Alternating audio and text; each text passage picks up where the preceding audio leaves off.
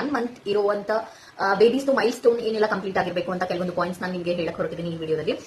So first ಬೇಬಿಗೆ ನೀವು ಬೆರಳು ಹಿಂಗೆ ಕೊಟ್ಟಿದ ತಕ್ಷಣ ಬೆರಳನ್ನ ಹಿಂಗೆ ಹಿಡ್ಕೋಬೇಕು ಅಂಡ್ ಕೈಗಳನ್ನ ಹಿಂಗೆ ಅವ್ರ ಹಣೆ ಹತ್ರ ಕಣ್ಣ ಹತ್ರ ಏನೇ ಅಲ್ಲಿ ಕೈ ಮೂವ್ಮೆಂಟ್ ಇರಬೇಕು, ಅದು second one. And third one ಬಂದ್ಬಿಟ್ಟು ಹೆಡ್ ರೊಟೇಟ್ ಮಾಡ್ತಾ ಇರಬೇಕು, ಅಂದ್ರೆ ನೀವು ಸೌಂಡ್ಸ್ ಮಾಡಿದವಾಗ ಅಥವಾ ನಿಮ್ಮ ಸ್ಕಿನ್ ಟಚ್ ಆಗುವಾಗ ಎಲ್ಲ ಈ ತರ ರೊಟೇಟ್ ಮಾಡಬೇಕು. ಅಂಡ್ ವಿಷನ್ ಅಷ್ಟೊಂದು ಪ್ರಾಪರ್ ಆಗಿ ಇರೋದಿಲ್ಲ ಮಕ್ಕಳಿಗೆ. ಸೊ ಹತ್ರದಿಂದ ನೀವು ಅದನ್ನ ನೋಡಿದಾಗ ಅದು ನಿಮ್ಮನ್ನ ಅಬ್ಸರ್ವ್ ಮಾಡಬೇಕು.